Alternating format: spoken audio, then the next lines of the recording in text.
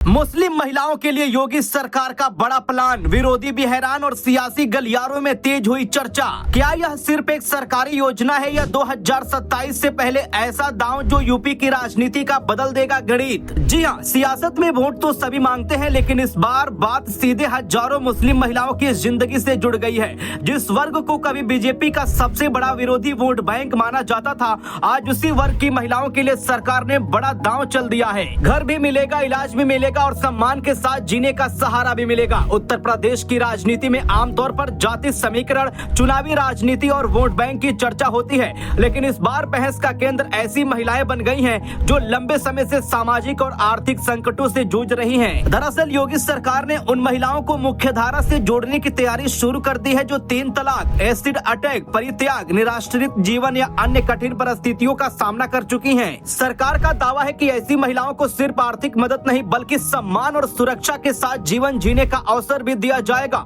यही वजह है कि इस फैसले को लेकर चर्चा केवल सरकारी दफ्तरों तक सीमित नहीं है, बल्कि गांव, कस्बों और शहरों में भी इसकी बात हो रही है। राजनीतिक विश्लेषकों का मानना है कि उत्तर प्रदेश में मुस्लिम आबादी बड़ी संख्या में मौजूद है और कई विधानसभा क्षेत्रों में उसका प्रभाव निर्णायक माना जाता है। ऐसे में जब सरकार सीधे मुस्लिम महिलाओं से जुड़े मुद्दों पर ध्यान देती दिखाई दे रही है, तो इसका राजनीतिक महत्व भी बढ़ जाता है। हालांकि सरकार इसे पूरी तरह सामाजिक कल्याण का कदम बता रही है, लेकिन विपक्ष और राजनीतिक जानकार इसके चुनावी प्रभाव पर भी नजर बनाए हुए हैं। दरअसल मुख्यमंत्री योगी आदित्यनाथ के निर्देश पर महिला कल्याण विभाग ने पात्र महिलाओं की पहचान का अभियान शुरू कर दिया है। सरकार की योजना है कि जिन महिलाओं के पास सुरक्षित रहने की व्यवस्था नहीं है, उन्हें प्रधानमंत्री आवास योजना या मुख्यमंत्री आवास योजना के तहत पक्का घर उपलब्ध कराया जाए। इसके साथ ही स्वास्थ्य सुरक्षा के लिए आयुष्मान भारत योजना और मुख्यमंत्री जन आरोग्य योजना का लाभ भी दिया जाएगा। यानी सरकार एक साथ आवास और स्वास्थ्य जैसी बड़ी जरूरतों को पूरा करने की दिशा में काम कर रही है। सरकार का कहना है कि कई महिलाएं ऐसी हैं जिनके सामने सबसे बड़ी समस्या रहने के लिए सुरक्षित घर और इलाज का खर्च होता है। इसलिए दोनों क्षेत्रों में एक साथ मदद पहुंचाने की रणनीति बनाई गई है। अधिकारियों को निर्देश दिए गए हैं कि पात्र महिलाओं की पहचान तेजी से पूरी की जाए ताकि उन्हें जल्द से जल्द योजनाओं का लाभ मिल सके। किन महिलाओं को मिल सकता है फायदा?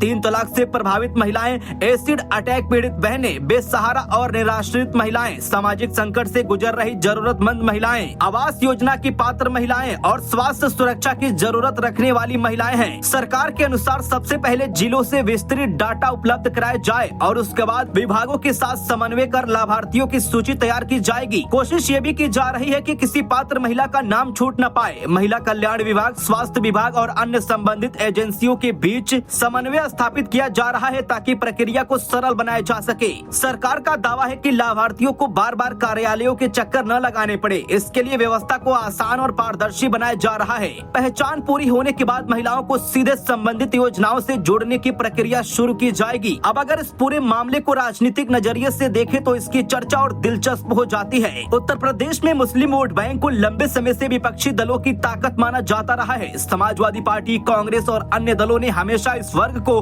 अपने महत्वपूर्ण समर्थन आधार के रूप में देखा है। ऐसे में जब सरकार मुस्लिम महिलाओं को लाभ पहुंचाने वाली योजनाओं पर जोर देती दिखाई दे रही है, तो विपक्ष के सामने नई चुनौती खड़ी होती नजर आ रही है। राजनीतिक विशेषज्ञों का मानना है कि अगर यह योजना प्रभावी तरीके से लागू होती है और बड़ी संख्या में जरूरतमंद महिलाओं तक इसका लाभ पहुंचता है, तो इसका संदेश केवल सामाजिक स्तर तक सीमित नहीं रहेगा। खासकर 3 तलाक के मुद्दे पर पहले भी भाजपा और विपक्ष के बीच तीखी बहस देखने को मिल चुकी है। अब जब आवास, स्वास्थ्य सुरक्षा और महिला कल्याण जैसी योजनाओं को इससे जोड़ा जा रहा है, तो इसकी राजनीतिक चर्चा और तेज होना स्वाभाविक माना जा रहा है। क्यों बढ़ रही है सियासी चर्चा? उत्तर प्रदेश में बड़ी मुस्लिम आबादी, कई सीटों पर निर्णायक प्रभाव, महिलाओं पर सरकार का विशेष फोकस, विपक्ष के लिए नई चुनौती और 2027 के चुनाव से पहले बड़ा संदेश। यही वो कारण है कि राजनीतिक गलियारों में इस फैसले को केवल एक सरकारी योजना नहीं बल्कि दूरगामी प्रभाव वाले कदम के रूप में देखा जा रहा है। हालांकि ये भी सच है कि किसी भी योजना की असली सफलता उसके क्रियान्वयन पर निर्भर करती है। अभी सरकार पात्र महिलाओं की पहचान और डाटा संग्रह के चरण में है, लेकिन अगर जरूरतमंद महिलाओं तक समय पर घर, इलाज और सामाजिक सुरक्षा का लाभ पहुंचता है, तो यह उनके जीवन में बड़ा बदलाव ला सकता है। कई महिलाओं के लिए यह नई शुरुआत साबित हो सकती है। फिलहाल उत्तर प्रदेश में इस फैसले की चर्चा लगातार बढ़ती जा रही है।